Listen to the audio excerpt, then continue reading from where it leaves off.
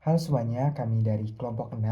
Di sini kami akan menjelaskan dan mendemonstrasikan bagaimana program yang telah kami buat berjalan dengan baik dan benar. Sebelum masuk ke fungsi utama, kami menggunakan beberapa fungsi list dan list of list. Yang pertama adalah fungsi list yang kami gunakan yaitu first element untuk mencari elemen pertama, last element untuk mencari elemen terakhir, tile L untuk mengembalikan list tanpa elemen pertama list, kemudian ada head untuk mengembalikan list tanpa elemen terakhir list, dan kemudian ada isEmpty untuk mengecek apakah list tersebut kosong, isOneElement untuk mengecek apakah list tersebut hanya memiliki satu elemen. Kemudian ada envElement untuk menghasilkan banyaknya elemen list. Untuk list of list sendiri, kami menggunakan console untuk membentuk list baru dengan elemen pertamanya adalah list, console untuk membentuk list baru dengan elemen terakhirnya adalah list. Kemudian ada first list untuk mencari elemen pertama dari list of list, last list untuk mencari elemen terakhir dari list of list. Kemudian ada tile list menghasilkan sisa list of list tanpa elemen pertamanya. Kemudian head list untuk menghasilkan sisa list of list tanpa elemen terakhirnya. Di sini juga ada isEmpty untuk mengecek apakah list of list tersebut kosong atau tidak, dan isOneElement untuk mengecek apakah list of list tersebut mempunyai satu elemen atau tidak. Program ini membuat sebuah tipe data mahasiswa yang terdiri dari dua komponen, yaitu N sebagai name dan M sebagai nama. Fungsi makeMHS berperan sebagai konstruktor untuk membentuk satu data mahasiswa dari dua input string. Yang ini itu outputnya akan menghasilkan A11.01, Reno. Jadi getName itu untuk mengambil elemen pertamanya, jadi yang ini A11.01.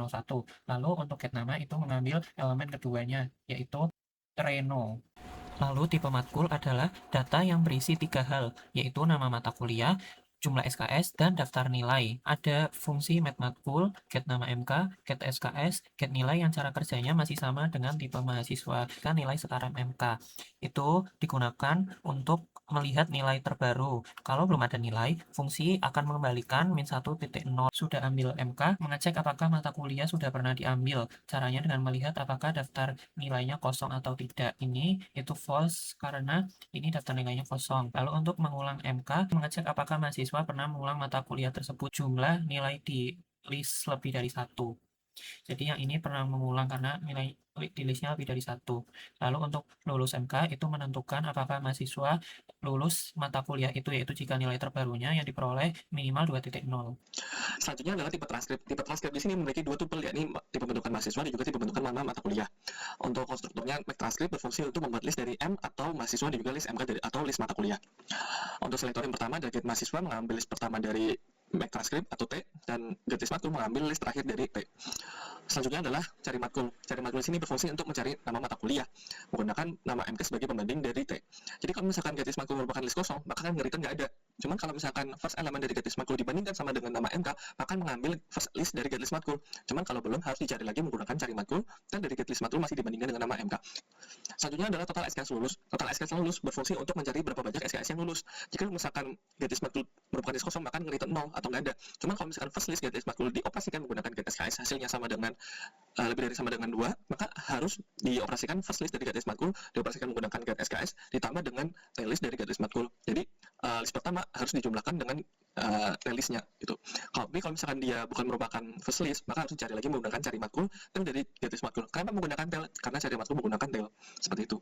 Selanjutnya adalah jumlah matkul mengulang. Jumlah matkul mengulang berfungsi untuk mencari berapa banyak matkul yang mengulang. Ini kalau misalkan get list matkul merupakan list kosong, itu berarti akan return 0 alias nggak ada. Cuma kalau misalkan first list dari get list matkul dicari menggunakan nama mengulang mata kuliah, itu ada, maka akan return 1 ditambah dengan jumlah matkul mengulang tail list get list matkul.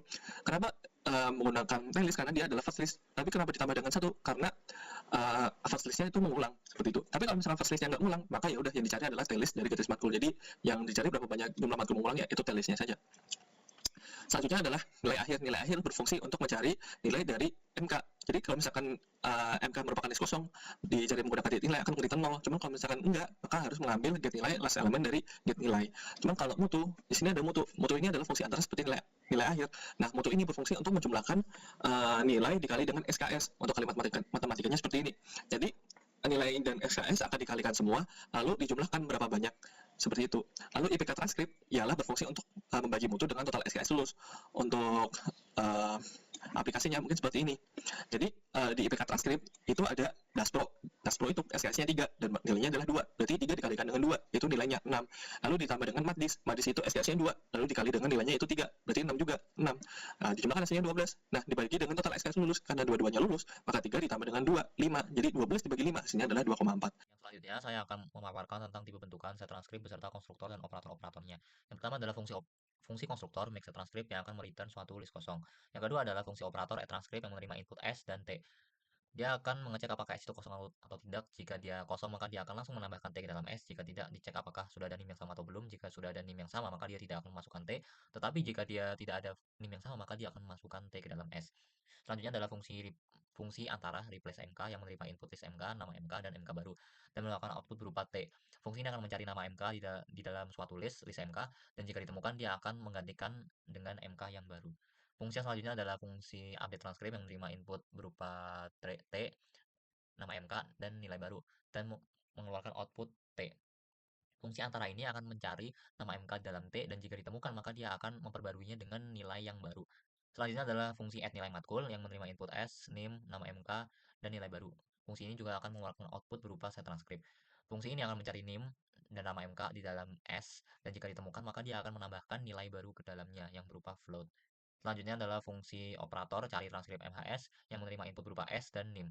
Dia akan mengeluarkan output transkrip. Fungsi ini akan mencari NIM di dalam suatu S, dan jika ditemukan NIM di dalam suatu S, maka dia akan langsung mengeluarkan transkrip yang mengandung NIM tersebut. Tapi jika itu tidak ada, maka dia akan mereturn tidak ada. Selanjutnya adalah fungsi operator top IPK yang menerima input S dan mengeluarkan output MHS.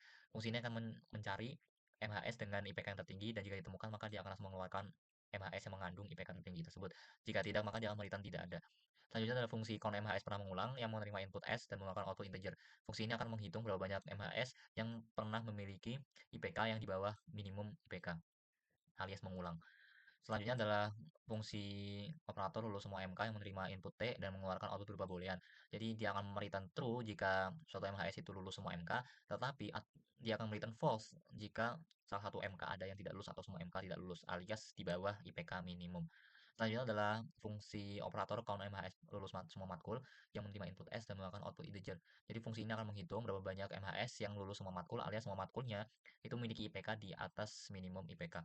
Yang selanjutnya adalah fungsi antara count X yang menerima input X dan L dan mengeluarkan output berupa integer. Fungsi ini akan menghitung berapa banyak elemen X di dalam suatu list L. Selanjutnya adalah fungsi maxFrag yang menerima input L dan mengeluarkan output berupa star. Jadi fungsi ini akan mencari elemen apa yang paling banyak muncul di dalam suatu list. Selanjutnya adalah fungsi ambil MK mengulang. Ini adalah fungsi antara yang menerima input T dan mengeluarkan output berupa list. Jadi dia akan melist MK yang mengulang. Selanjutnya adalah fungsi gabung MK yang menerima input S dan melakukan output list. Jadi sesuai namanya, fungsi ini akan menggabungkan MK di dalam set transkrip menjadi suatu list. Fungsi operator matkul paling sering diulang yang menerima input S dan melakukan output berupa star. Fungsi ini akan menentukan matkul mana yang paling sering diulang atau yang paling sering memiliki IPK di bawah minimum IPK.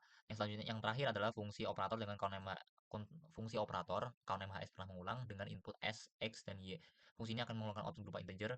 Fungsi ini akan menghitung berapa banyak mahasiswa dengan IPK rentang X sampai Y. Oke, selanjutnya saya akan menjelaskan pengaplikasian versi kedua, yaitu jika menggunakan deklarasi variabel. Apa bedanya dengan pengaplikasian yang tadi? Jika yang tadi kita menggunakan pengaplikasian tanpa deklarasi variabel dan membutuhkan input yang sangat panjang. Dan di sini bisa menggunakan deklarasi variabel sehingga lebih mudah dipahami.